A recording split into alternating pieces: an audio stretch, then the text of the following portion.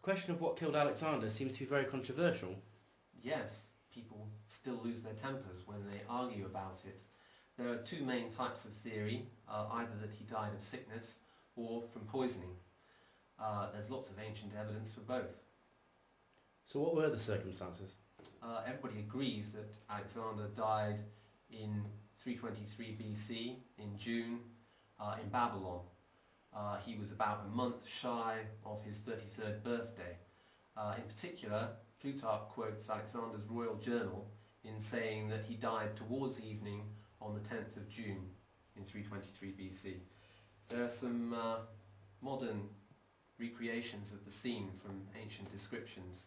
This one's by Carl von Pelotti, dates from the 1880s. And here's another one. This one is by André Castaing and dates from 1899. The main feature of these recreations is the famous deathbed scene where Alexander's troops marched past his bed, and he is said to have greeted them with his eyes because he could no longer speak aloud. What's the evidence for sickness? Well, most of the evidence for sickness comes from, again, Alexander's royal journal. It tells a story of a fever that escalates over a period of about 12 days, gradually incapacitating the king. It tells of how he went to the Hanging Gardens in Babylon, ferried across the river.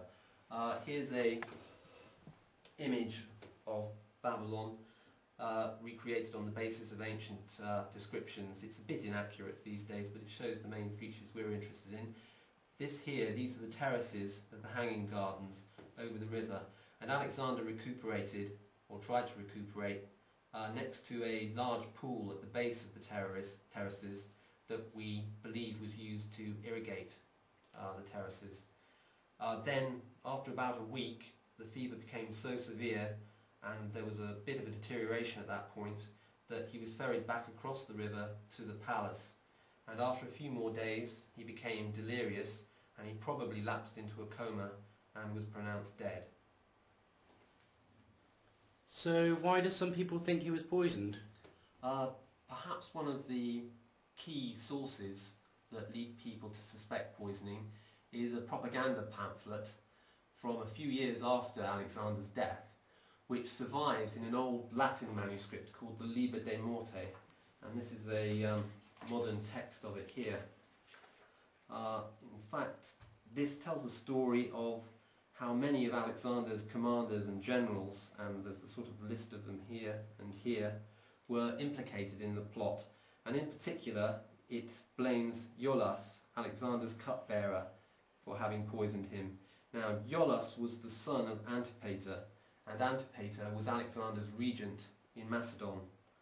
Antipater had just been called from Macedon to come out to Alexander in Babylon, so some people think he might not have been very pleased with that, and that that's the basis of the poisoning plot. What's your view? My view is that poisoning is rather unlikely by the circumstances. The poison is said to have caused immediate pains to Alexander, and he's said to have virtually collapsed at a drinking party. Any poison strong enough to do that really ought to have killed Alexander within a matter of hours, yet even the sources that talk about poisoning say that Alexander continued to live for another week or two. It's more likely that the pains that are being described are symptoms of malaria, because malaria starts with such pains. We also know that Alexander had been boating in swamps a couple of weeks before he fell ill, and that corresponds to the incubation period for malaria.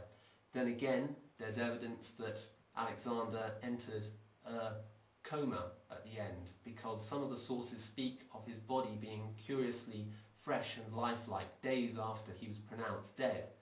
And that's perfectly consistent with falciparum malaria, which kills usually through a terminal coma at the end of the disease. Most significantly of all, we have the evidence again of the Royal Journal, Alexander's Royal Journal, which mentions that the fever was intermittent for at least the first few days of the illness. There were peaks at night time, and an intermittent fever with peaks once each day is absolutely consistent with falciparum malaria. It's better than Agatha Christie. Where can I find out more?